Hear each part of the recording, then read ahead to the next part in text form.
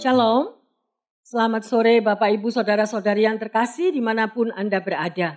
Sore hari ini kita bertemu kembali di dalam firman Tuhan dan kita percaya kasih anugerah Tuhan akan menyertai di dalam setiap kehidupan kita semuanya. Kami tahu bahwa saudara semuanya akan tetap bersemangat menunggu janji Tuhan dan menantikan bahwa Tuhan akan membuat indah pada waktunya. Mari kita satu dalam doa. Bapa di dalam surga, kami mengucap syukur. Kami tahu Engkau tetap menyertai anak-anak-Mu. Engkau ada di tengah kami. Dan di dalam doa ini Tuhan, Engkau selalu mendengar. Engkau mengerti pergumulan kami. Dan Engkau tahu situasi apapun yang terjadi di sekeliling kami Tuhan. Karena Engkau tidak pernah meninggalkan umat-Mu. Gadamu dan tongkat-Mu yang menyertai kami. Dan kami percaya perlindungan Tuhan melebihi segala-galanya di muka bumi ini. Ampuni semua salah dosa kami. Perbaharui hidup kami ya Bapa. Agar kami hari demi hari semakin setia kepada Engkau. Mempercayai akan setiap janji-Mu. Dan kami sangat berharga menjadi biji mata Tuhan. Terima kasih Bapa. Singkapkan, bukakan mata rohani kami. Agar kami boleh mengerti akan firman yang Engkau sampaikan pada sore hari ini. Di dalam nama Tuhan Yesus, kami mengucap syukur. Haleluya. Amin. Saudara, sore hari ini kita akan belajar semua tentang anugerah pengampunan Tuhan. Ketika seorang hakim menjatuhkan keputusan hukuman mati kepada seorang yang bersalah, kepada terdakwa yang melakukan kejahatan yang besar, maka orang itu tidak memiliki harapan atas masa depannya.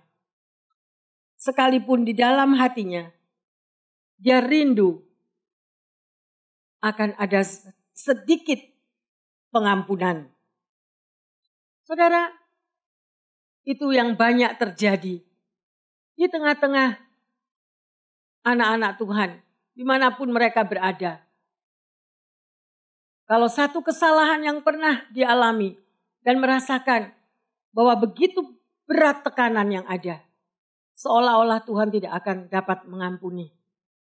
Dan ada seseorang yang mengatakan, "Pastor, bagaimana Tuhan bisa mengampuni saya? Pastor tidak tahu bagaimana masa lalu saya. Saya mempunyai dosa besar. Sampai saya pun tidak bisa mengampuni untuk diri saya sendiri."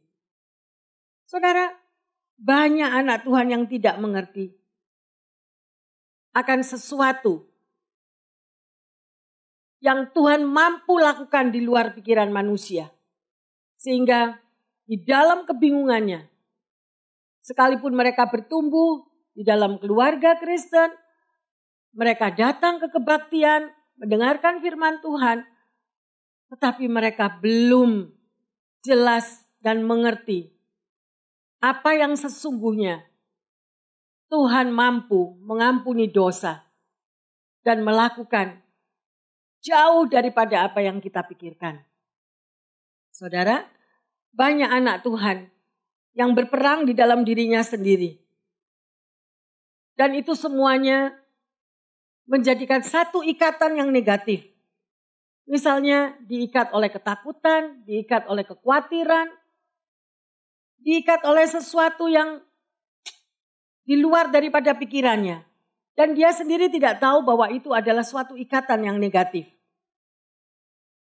Misalnya apa yang terjadi di tengah keluarga. Suatu hubungan keluarga yang tidak harmonis. Ada kekhawatiran, ada ketakutan, ada pikiran-pikiran negatif, pikiran yang praduga. Ya, sehingga di dalam hubungan keluarga tidak bisa menikmati kasih dengan baik. Tidak bisa menerima satu dengan yang lain. Karena dengan ikatan-ikatan pikiran yang negatif. Di dalam pekerjaan misalnya. Hubungan antara relasi satu dengan yang lain tidak dapat bersatu. Bahkan juga bisa terjadi di tengah gereja, di tengah komunitas. Semuanya itu disebabkan karena ikatan-ikatan yang negatif. Tanpa terasa bahwa hidup mereka di dalam ikatan perbudakan. Dan Tuhan mau menolong untuk membebaskan umatnya.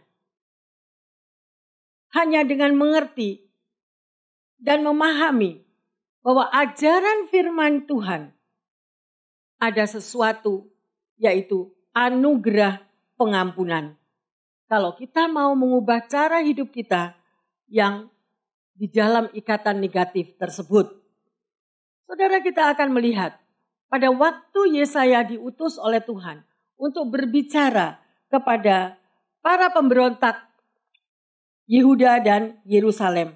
Dalam Yesaya 1 ayat 1 sampai 15, saudara bisa baca sendiri di rumah.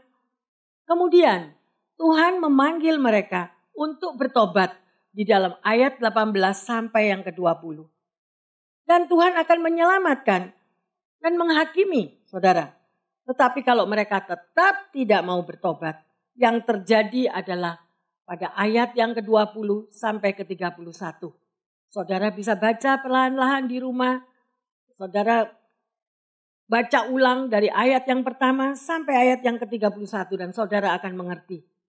Ya, apa itu anugerah pengampunan Tuhan? Apa itu kalau kita melawan atau menentang daripada apa yang Tuhan katakan? Demikian juga dengan kita. Sebelum kita bertobat, kita terbelenggu oleh dosa. Ya, dan tidak bisa bebas karenanya. Karena ikatan dosa itu tadi. Tapi karena besar kasih Allah, Ia datang di dunia, menderita dan mati di kayu salib untuk menebus dosa-dosa kita. Mari kita akan melihat apa yang dimaksud dengan bangsa yang memberontak. Kita akan baca di dalam Yesaya 1 ayat yang kedua sampai ke-7. Dengarlah hai langit dan perhatikanlah hai bumi, sebab Tuhan berfirman, Aku membesarkan anak-anak dan mengasuhnya, tetapi mereka memberontak terhadap aku. Lembu mengenal pemiliknya, tetapi Israel tidak. Keledai mengenal palungan yang disediakan tuannya, tetapi umatku tidak memahaminya. Celakalah bangsa yang berdosa, kaum yang syarat dengan kesalahan, keturunan yang jahat-jahat, anak-anak yang berlaku buruk.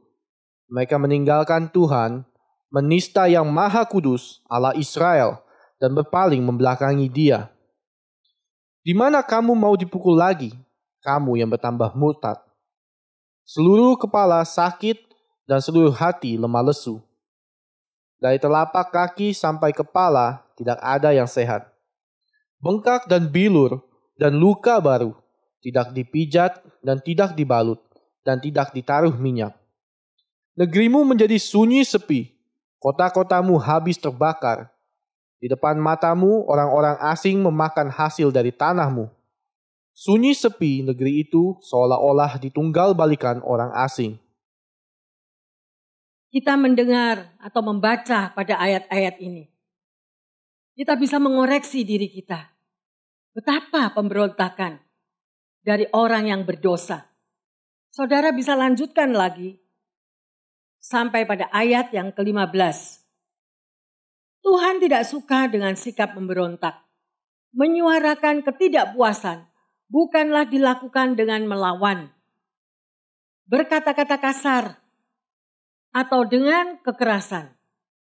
Ya, ada yang namanya diskusi atau dialog, dibicarakan dengan baik-baik. Agaknya sudah menjadi kebiasaan bagi kita untuk memberontak ketika sesuatu tidak berjalan sesuai dengan keinginan kita. Ditegur sedikit, kita sudah sakit hati. Gampang tersinggung dan dengan mudahnya kita memberontak, saudara. Demikian juga bisa terjadi di dalam suatu komunitas. Semuanya itu karena si aku, karena kedagingan kita yang senantiasa bekerja, saudara. Ingin sekali untuk tercapai maksudnya. Tidak dapat mengekang diri, tidak ada self control. Ya, saudara, dan itulah yang mengakibatkan pemberontakan terjadi.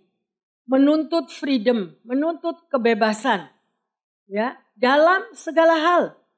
Sehingga karena tuntutan freedom itu tadi, mereka mau dan membuat keputusan-keputusan sendiri. Saudara, misalnya kalau kita punya anak baru berumur 10 tahun, 12 tahun, ya mereka sudah memaksa untuk mereka bisa naik motor. Ya, dan mereka mau jalan dengan motornya di jalan-jalan. Padahal itu sudah ada hukumnya. Dalam usia berapa mereka bisa untuk mengendarai motor. Tapi mereka tidak mau. Mereka marah, mereka memaksa, mereka ingin memiliki sebuah motor. Dan mereka mau kendarai di jalan raya. Saudara, itulah. Yang dikehendaki adalah kebebasan. Dan kebebasan dari hukum-hukum Tuhan merupakan kebebasan yang palsu, saudara. Kalau kita menyatakan diri kita bebas dari hukum Tuhan, sebenarnya kita ini sudah menjadi seorang budak dosa. Ya, melakukan kehendak sendiri menurut apa yang maunya sendiri dan memuaskan hatinya sendiri. Di dalam Alkitab, kebebasan selalu berarti kemerdekaan untuk mentaati firman Allah. Mentaati apa yang Tuhan katakan. Kebebasan untuk mengenal kehendak Allah dan melakukannya. Kebebasan yang sejati kita alami pada saat kita menyerahkan hidup kita total kepada Tuhan. Mari kita melihat di dalam Yohanes 8 ayat yang ke-31 dan yang ke-32. Maka katanya kepada orang-orang Yahudi yang percaya kepadanya, "Jikalau kamu tetap dalam firman-Ku, kamu benar-benar adalah murid-Ku dan kamu akan mengetahui kebenaran. Dan kebenaran itu akan memerdekakan kamu." Puji Tuhan. Ya, kalau kita mengenal akan kebenaran, kebenaran itu yang akan memberikan kebebasan, kemerdekaan kepada kita. 2 Korintus 3 ayat ke-17. Sebab Tuhan adalah roh, dan di mana ada roh Allah, di situ ada kemerdekaan. Amin. Di mana ada roh Allah, di situ ada kemerdekaan, saudara. Pertanyaannya, apakah Anda memiliki roh Allah? Bagaimana kehidupan rohani kita? Apakah kita senantiasa bersekutu dengan Tuhan, mempunyai hubungan pribadi setiap hari, sehingga roh Tuhan menguasai rohani kita, sehingga manusia rohani kita menjadi kuat. Ya, saudara, jadi untuk mengalami segala tantangan pergumulan terlebih di sekeliling kita saat-saat ini, ya, kita bisa melihat semuanya itu. Segala ketidakadilan yang kita alami bukan harus dilawan dengan kekerasan, ya, tetapi hendaknya diserahkan kepada Tuhan, karena Dia sudah berjanji untuk tidak akan pernah membiarkan kita berjalan sendiri. Dia tidak izinkan kita menjadi goyah selama kita tetap berpegang teguh dan melakukan apa yang dikatakan firman-Nya dengan benar. Kita akan belajar dari kitab Yesaya yang pertama ayat 18 sampai yang ke-20. Marilah, baiklah kita berperkara, firman Tuhan. Sekalipun dosamu merah seperti kirmisi, akan menjadi putih seperti salju. Sekalipun berwarna merah seperti kain kesumba, akan menjadi putih seperti bulu domba. Jika kamu menurut dan mau mendengar, maka kamu akan memakan hasil baik dari negeri itu. Tapi jika kamu melawan dan memberontak, maka kamu akan dimakan oleh pedang. Sungguh Tuhan yang mengucapkannya. Saudara, ayat ini sangat penting dan sangat luar biasa sekali. Tuhan sudah memberikan peraturannya. Ya, sangat penting di sini bagaimana Tuhan itu memanggil saudara dan saya, memanggil kita orang yang berdosa untuk bertobat dan menawarkan pengampunan penuh. Jikalau mereka mau berbalik dari jalan-jalannya yang gelap, dari hidupnya yang negatif, membuang segala kejahatan dan berusaha melakukan yang benar dan mentaati akan firman-Nya. Pengampunan dari Allah senantiasa tersedia bagi semua orang, ya, yang sekalipun telah berbuat dosa, tetapi mereka mau mengakui dosa-dosa mereka, bertobat dan menerima penyucian daripada Allah melalui darah Yesus Kristus. Seperti apa, saudara? Atau bagaimana keadaan manusia berdosa itu? Keberdosaan telah meluluh lantakan seluruh kehidupan manusia. Dan sedemikian, seperti yang dikatakan di dalam Roma 3 ayat yang ke-10 dan ke-11. Seperti ada tertulis, tidak ada yang benar, seorang pun tidak. Tidak ada seorang pun yang berakal budi, tidak ada seorang pun yang mencari Allah. Tidak seorang pun yang berakal budi, tidak ada seorang pun yang mencari Allah. Ya, saudara, dikatakan, tidak ada seorang pun yang benar. Jadi, saudara, kebenaran itu hanya bagi mereka yang melakukan dan mentaati akan firman Tuhan. Kondisi manusia berdosa adalah kondisi yang terpisah dari Allah. Ya. Membuat manusia hidup hanya oleh dan untuk dirinya sendiri. Sehingga ketika manusia itu diukur dengan ukuran Allah, maka tidak ada yang benar. Tidak ada yang baik. Oleh sebab itu dikatakan dalam Alkitab secara konsisten bahwa Tuhanlah yang datang mencari kita. Bukan kita yang mencari Allah. Jadi dalam hal ini kita melihat manusia berdosa tidak lagi memiliki modal apapun dalam hidupnya untuk mencari Allah. Oleh karena itu, semua orang Kristen harus menyadari bahwa dirinya adalah orang berdosa yang tanpa pengharapan, namun ditolong oleh kasih karunia Allah. Bagaimana keadaan manusia berdosa? Manusia berdosa secara positif tidak mampu untuk berbuat baik. Itu berdasarkan ukurannya. Contohnya, jika di tengah malam yang gelap, listrik kebetulan mati, saudara, dan kita menyalakan lampu baterai, maka akan muncul terang. Lalu kita simpulkan bahwa lampu baterai yang menyala itu memberikan terang. Tetapi jika kita menyalakan lampu baterai itu di bawah terik matahari, apakah lampu baterai itu tetap terang? Tentu saja tidak. Lampu baterai itu menyala tetapi tidak menambah terang. Tidak berperan sama sekali. Dia ditimpa oleh besarnya terang matahari. Kalau begitu, lampu baterai itu sebenarnya memberi terang atau tidak? Jawabannya ya, kalau dalam gelap gulita. Tetapi tidak kalau di dalam terang. Begitulah kita dengan Tuhan. Kita merasa baik, tetapi tidak kalau dilihat dari kebaikan Tuhan. Kita merasa benar, namun tidak jika dilihat dari kebenaran Tuhan. Kita cuma baik dan benar di dalam kegelapan hidup di dunia, di dalam keberdosaan manusia. Ya, jadi saudara mengerti akan hal ini ya.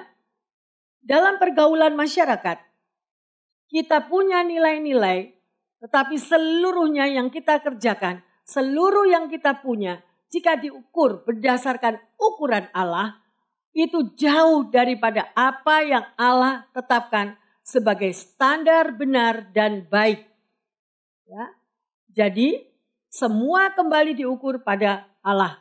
Sesuatu yang tidak tepat pada ketetapan Allah itu sudah menjadi dosa. Ya. Nah, kalau sudah begini, siapa yang manusia yang tidak berdosa? Seluruh manusia sudah berdosa. Manusia tidak mampu untuk menolak dosa. Karena dosa sudah menguasai manusia. Dosa sudah menjadi majikan yang berkuasa atas hidup manusia di dunia ini. Dosa mempermainkan kehidupan manusia. Jadi di sini kita belajar membangun suatu pengertian yang utuh, supaya kita sungguh-sungguh hidup di dalam terang Tuhan. Mari kita baca di dalam Roma 3 ayat 12 sampai ke 18. Semua orang telah menyeleweng, mereka semua tidak berguna. Tidak ada yang berbuat baik, seorang pun tidak. Kerongkongan mereka seperti kubur yang ternganga. Lidah mereka merayu-rayu, bibir mereka mengandung bisa. Mulut mereka penuh dengan sumpah serapah, kaki mereka cepat untuk menumpahkan darah. Keruntuhan dan kebinasaan mereka tinggalkan di jalan mereka, dan jalan damai tidak mereka kenal. Rasa takut kepada Allah tidak ada pada orang itu. Saudara, kalau kita melihat dan membaca akan firman Tuhan ini, kemudian kita melihat sekeliling kita apa yang terjadi pada saat-saat ini. Bukankah semuanya bisa melihat dan merasakan? Ya, saudara. Jadi, manusia berdosa adalah manusia yang tidak memiliki kemampuan untuk memperbaiki diri sendiri. Sehingga ketika pun dia menjadi baik di kemudian hari nanti, hanyalah karena anugerah Tuhan. Ada beberapa hal yang kita pelajari akan sikap Allah terhadap orang yang berdosa. Yang pertama, kasih Tuhan dan pengampunannya tanpa batas. Ya, dari mana kita tahu? Saudara bisa baca sendiri di rumah di dalam Lukas 15 ayat 11 sampai 24. Di sini saudara dikatakan perumpamaan tentang anak yang hilang. Dalam perikop ini dikatakan suatu hubungan di mana kasih Allah yang begitu besar bagi mereka yang hilang. Dengan gambaran tentang Allah yang penuh kasih dan pengampunannya. Ya. Tuhan menerima kembali dengan penuh kasih seseorang yang telah meninggalkan dia. Seperti seorang ayah yang seperti seorang ayah yang menerima anaknya yang sudah lama hilang dan meninggalkan rumah. Bahkan hidup berfoya-foya. Demikianlah Allah menerima setiap orang yang hidupnya di dalam dosa, kemudian bertobat dan kembali kepada Allah. Saudara, Tuhan tidak ingin bahwa segala yang diciptakannya itu hilang. Ya, dan Allah senantiasa menantikan anak yang hilang itu untuk kembali kepadanya.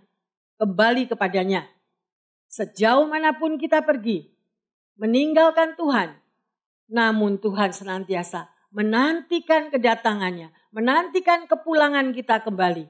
Itulah kasih setia Tuhan. Mari kita melihat di dalam Mazmur 139 ayat yang ke-7. Kemana aku dapat pergi menjauhi roh-Mu? Kemana aku dapat lari dari hadapan-Mu? Saudara, kemana kita bisa lari daripada Tuhan? Ya, apapun dengan kekuatan kita, dengan kegagahan kita, apapun kita bisa cover masalah kita sendiri. Pasti satu saat kita akan kembali kepada Tuhan. Ya. Sedemikian rupa Tuhan akan tetap menerima kembali. Dengan hati yang besar, dengan kasih-Nya yang luar biasa. Sedemikian titik balik si anak bungsu adalah saat ia menyadari keadaannya. Ia teringat akan bapaknya yang begitu baik dan murah hati. Ya, saudara, itu Bapak dunia. Bagaimana dengan Bapak kita di surga? Luar biasa. Oleh karena itu saudara, apapun keberadaan kita, tetap kita mau lari kepada Tuhan. Peluk Dia di dalam keadaan apapun juga. Kita tidak mampu menghadapi perjalanan hidup ini sendiri. Karena firman-Nya mengatakan, di luar Tuhan kita tidak mampu berbuat apa-apa. Libatkan Tuhan di dalam segala persoalan. Terlebih di dalam mengambil keputusan. Campur tangankan Tuhan. Kita tidak perlu malu bahwa saya manusia berdosa, saya masalah sudah terlalu buruk dan terlalu busuk. Bagi Tuhan, semuanya itu tetap satu yang Dia mau. adalah mengampuni Anda dan saya. Yang kedua, pengampunan Tuhan adalah suatu anugerah. Secara alami tidak mungkin kita mencuci kain yang berwarna merah kirmisi itu untuk menjadi putih. Tetapi Allah memakai perumpamaan ini untuk membuat kita mengerti bahwa pengampunan daripadanya adalah suatu anugerah. Ini bukan tindakan manusia, tetapi ini tindakan Allah. Kita sebagai orang berdosa dipanggil dan diselamatkan untuk menjadi saksinya. Melalui persekutuan kita dengannya, kita menjadi anak-anak Allah, kita menjadi putra Allah. Melalui persekutuan semua yang terjadi dengan Bapa kita di surga, sifat alami yang kita sudah jatuh di dalam dosa, kita akan dipulihkan kembali. Ya, luka-luka akibat dosa, Tuhan juga akan sanggup menyembuhkan semuanya itu. Dalam perjanjian baru, anugerah dan kasih lebih menonjol di mana campur tangan Tuhan senantiasa nyata di dalam kehidupan Yesus Kristus di dalam sejarah keselamatan. Dan sampai pada hari ini kita dipanggil untuk melakukan amanat agung. Menjadikan semua bangsa murid-muridnya. Kita lihat di dalam Matius 28 ayat ke-19 dan 20. Karena itu, pergilah, jadikanlah semua bangsa muridku dan baptislah mereka dalam nama Bapa dan Anak dan Roh Kudus. Dan ajarlah mereka melakukan segala sesuatu yang telah kuperintahkan kepadamu. Dan ketahuilah, aku menyertai kamu senantiasa sampai pada akhir zaman. Amin. Saudara, ini adalah amanat agung ya, yang diberikannya. Paulus di Roma mengatakan, tidak ada berita sepenting daripada Injil. Memuridkan harus ada goal, ya, saudara. Ada tujuan sampai orang itu percaya menjadi murid Yesus dan rela untuk dibaptis serta siap untuk melakukan apa yang difirmankan oleh Tuhan. Dan terlebih dari semuanya, mau menjadi saksinya. Bagaimana dengan kita? Apakah kita sudah melakukan amanat agung itu? Apakah kita sudah bersaksi? Sehingga orang lain yang mendengar akan kesaksian kita menjadi percaya. Bahwa di dalam dunia yang tidak menentu ini, masih ada jalan keluar. Masih ada keselamatan. Yaitu melalui Yesus Kristus. Yang ketiga, anugerah pengampunan dari Tuhan memberi kebebasan memilih bagi kita. Ya, Tuhan selalu memberikan kasih karunia-Nya yang cukup untuk mematuhi dan mempertimbangkan perintah-perintahnya. Kasih karunia Allah yang mengampuni tidak mencegah Yehuda dari dosa, tetapi menawarkan suatu pilihan di mana kasih dan bantuan yang diperlukan memungkinkan mereka untuk taat dan menerima perintah-perintahnya. Dan itu memanggil mereka untuk bertumbuh, untuk mereka itu lebih dewasa lagi berkembang di dalam kebebasan. Dengan kata lain, kebebasan untuk memilih merupakan tugas dan tantangan. Itu adalah tantangan bagi kehendak kita untuk taat dan bertobat, tetapi tidak mematahkan semangat kita. Saudara, melalui tindakan penebusan Yesus Kristus, Tuhan juga melakukan hal yang sama untuk kita. Dia bahkan mati bagi kita untuk membayar hukuman dosa daripada semua yang kita lakukan. Ya, Dia ingin kita memahami bahwa anugerah pengampunan ini memberi kita kapasitas, kebebasan untuk bertanggung jawab dan senantiasa mengikuti dari apa firman yang dikatakan. Dari kehidupan Yesus pun kita bisa belajar mengenai ketaatan yang sejati. Bagaimana dia sanggup tunduk sepenuhnya kepada kehendak Bapa, meski harus melewati penderitaan yang luar biasa. Dan biarlah teladan daripada Yesus menjadi contoh dalam kehidupan kita setiap anak Tuhan. Mari kita lihat di dalam Yesaya 1 ayat yang ke-19. Jika kamu menurut dan mau mendengar, maka kamu akan memakan hasil baik dari negeri itu. Jika kamu menurut dan mau mendengar. Ya saudara, pertanyaannya, kembali kepada ketaatan. Ya, saudara lebih mentaati siapa hidup di dunia ini? Saudara lebih mau mendengar suara siapa di dalam kehidupan ini? Ya, tetapi ini yang dikatakan adalah Yesus sendiri yang dia katakan, Tuhan yang mengatakan. Dan lihatlah, ketika janji berkat itu diberikan oleh Tuhan juga di dalam Ulangan 28 ayat 1 sampai 14, saudara baca sendiri di rumah. Ya, di situ mengatakan berkat-berkat yang Tuhan sediakan. Tuhan memulai firman-Nya dengan jika engkau baik-baik mendengarkan suara Tuhan Allahmu. Ini saudara kita bisa lihat. Jika kita baik-baik mendengarkan suara Tuhan Allahmu. Bukan suara-suara sumbang, bukan suara-suara yang negatif, bukan suara provokasi. Dan hati kita gampang terseret. Ya saudara, dan disinilah sangat diperlukan kekuatan hati seorang anak Tuhan. Ya, melakukan dengan setia segala perintahnya yang disampaikan Tuhan. Maka Tuhan Allah akan mengangkat engkau di atas segala bangsa di bumi. Itu adalah firman-Nya. Segala berkat ini akan datang kepadamu dan menjadi bagianmu jika engkau mendengarkan suara Tuhan Allahmu. Kita bisa melihat di dalam Ulangan 28 ayat yang pertama dan kedua. Jika engkau baik-baik mendengarkan suara Tuhan Allahmu dan melakukan dengan setia segala perintahnya yang kusampaikan kepadamu pada hari ini, maka Tuhan Allahmu akan mengangkat engkau di atas segala bangsa di bumi. Segala berkat ini akan datang kepadamu dan menjadi bagianmu jika engkau mendengarkan suara Tuhan Allahmu. Haleluya. Saudara, biarlah firman ini menjadi ayat emas. Ya, Ulangan 28 ayat yang pertama dan kedua.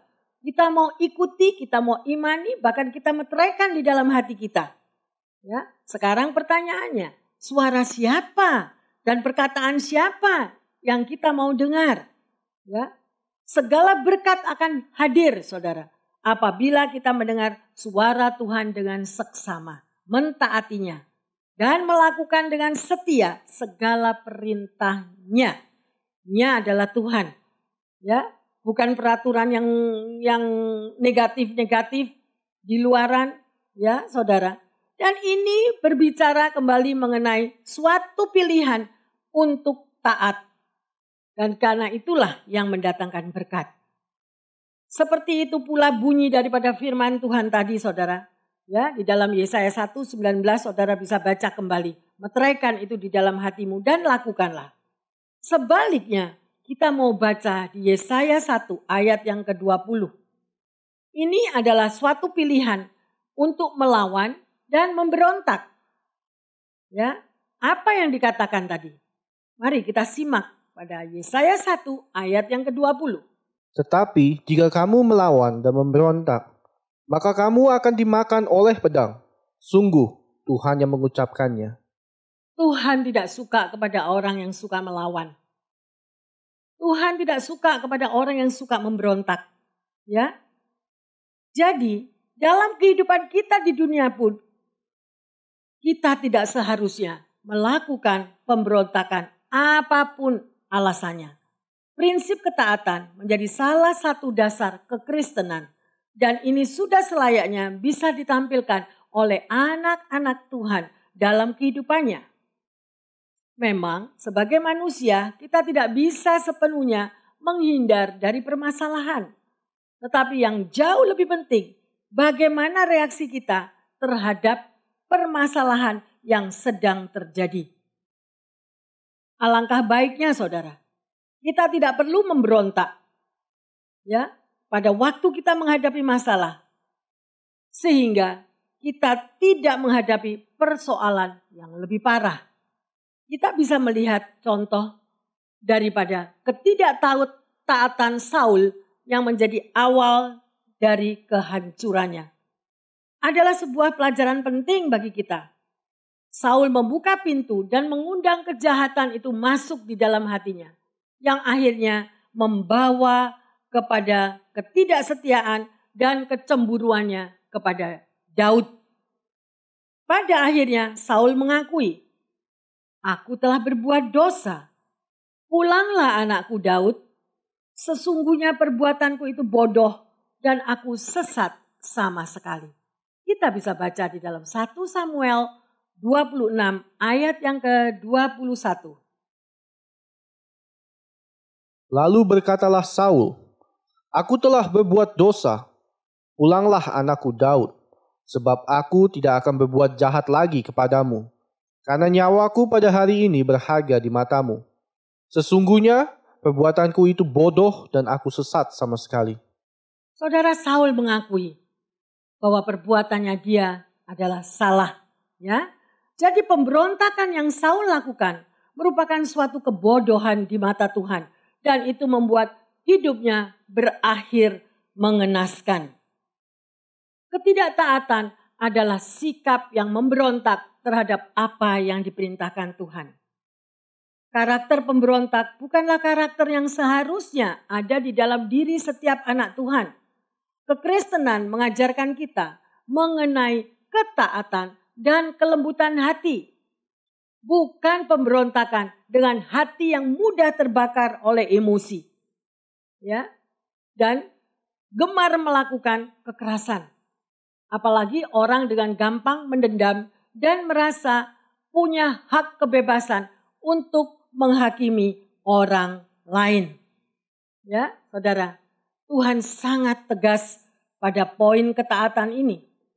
Saat Tuhan memberikan pilihan kepada kita, pemberontakan yang membawa kepada kehancuran ataukah ketaatan yang membawa kepada hidup yang diberkati. Kita bisa melihat apa yang saat ini terjadi di sekeliling kita. Marilah kita mau datang kepada Tuhan dan taat untuk melakukan perintah Tuhan. Saudara, dalam perikop ini kita belajar menelusuri tentang pemberontakan, menuntut kebebasan yang salah, dan juga dosa-dosa di mana kita tidak mentaati akan perintah Tuhan. Tetapi kita bisa melihat betapa kasihnya Tuhan, betapa anugerah pengampunannya apabila kita mau berbalik dari kehidupan dosa, dari kejahatan dan bertobat, berusaha melakukan apa yang benar, mentaati firman-Nya, kembali sepenuhnya kepada Tuhan. Maka yang terjadi adalah kita menerima pengampunan penuh. Seperti apa yang difirmankannya di Yesaya 1:18b. Ya, sekalipun dosamu semerah kirmisi, saudara, Tuhan sanggup menjadikan seputih salju. Bahkan Tuhan akan membuat putih seperti bulu domba. Hanya Tuhan yang mampu melakukan hal itu. Manusia hanya mampu melakukan sebatas memaafkan. Ya, tidaklah mudah bagi kita untuk mengubah pemikiran kita tentang karakter Allah dan sikap terhadap orang-orang yang berdosa. Ya, sikap daripada Bapa untuk menghadapi orang-orang yang berdosa. Sekarang kita belajar bahwa Tuhan adalah Bapa kita yang pemaaf, cinta dan pengampunannya tidak terbatas.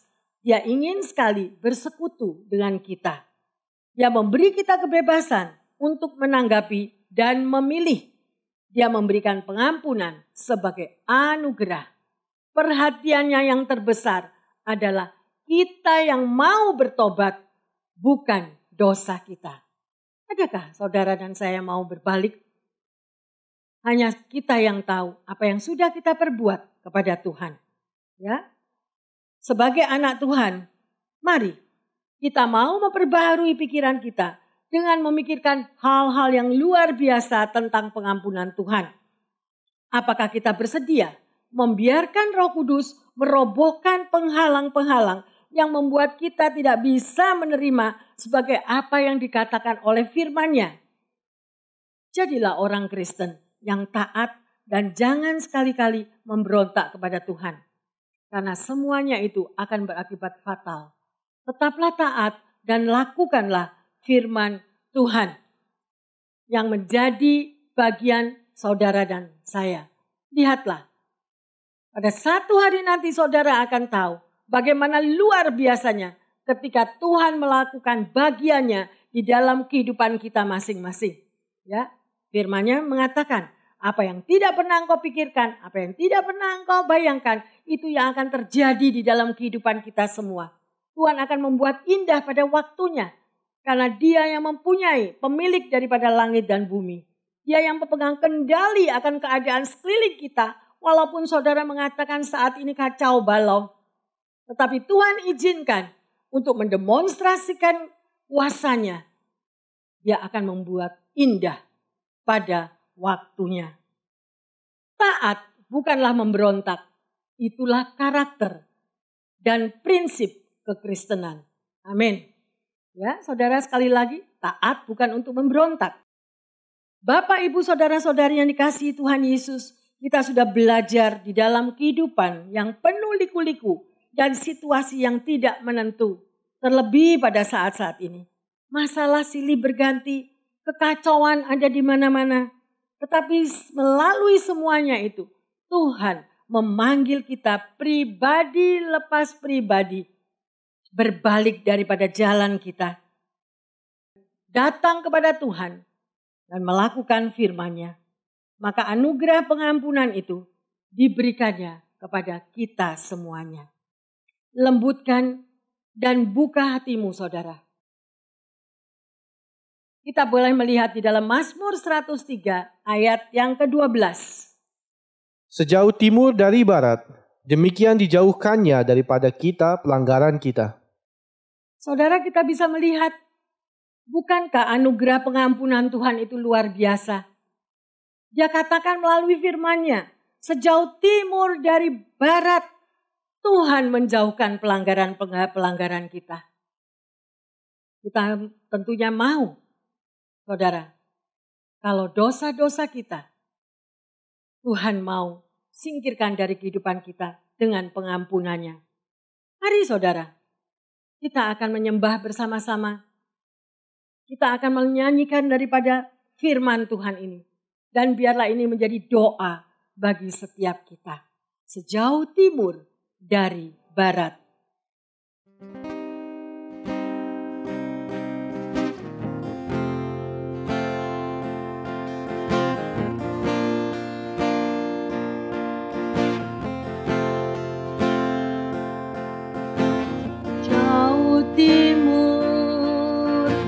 Dari barat engkau membuang dosaku.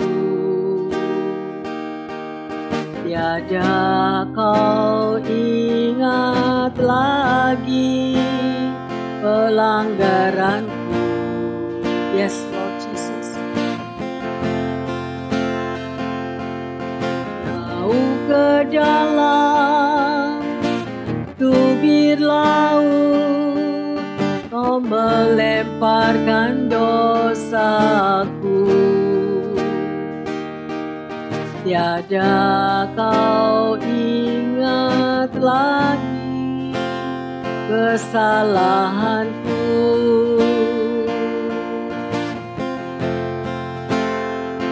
Apa besar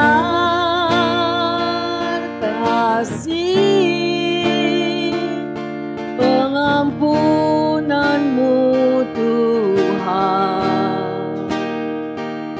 Tak kau pandang hina hati yang hancur.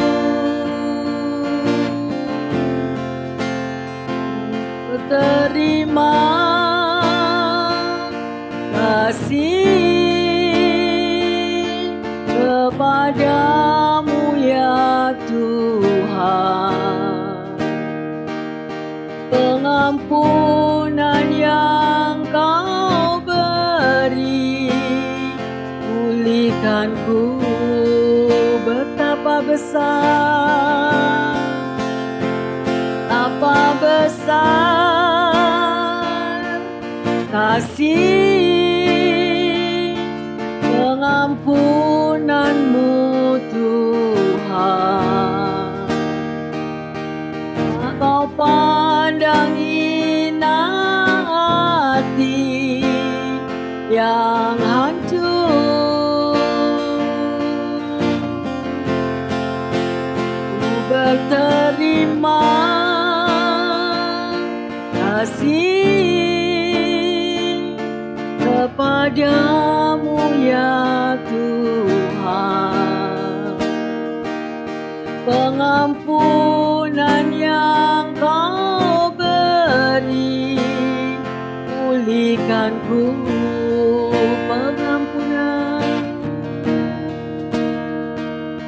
Pengampunan yang Kau beri, pulihkanku.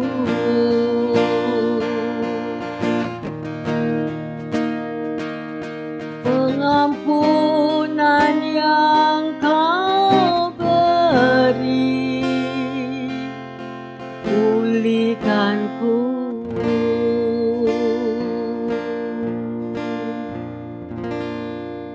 Bapa dalam surga, kami sungguh berterima kasih karena anugerah pengampunan-Mu sungguh nyata di dalam setiap kehidupan umat-Mu. Urapi setiap kami Tuhan. Dimanapun kami yang sudah mendengar apa yang Engkau ajarkan pada waktu ini. Bahwa betapa besar kasih-Mu kepada setiap umat-Mu yang ada di muka bumi ini. Terima kasih Tuhan Yesus. Biarlah hati kami boleh datang kembali kepadamu. Mohon ampun kepada Engkau. Dan mau berbalik dari jalan hidup kami. Sehingga anugerah pengampunan itu boleh terjadi di dalam setiap pribadi. Terima kasih Tuhan Yesus. Terima kasih untuk kuasa anugerah pengampunan-Mu. Dan kami percaya ada sesuatu yang baru akan terjadi di dalam setiap hati umat-Mu semuanya. Terima kasih. Karena kami tidak berjalan sendiri. Engkau senantiasa menyertai dimanapun umat-Mu berada. Terima kasih Tuhan Yesus. Terima kasih Roh Kudus. Di dalam nama Tuhan Yesus, kami berdoa dan mengucap syukur. Haleluya. Amin.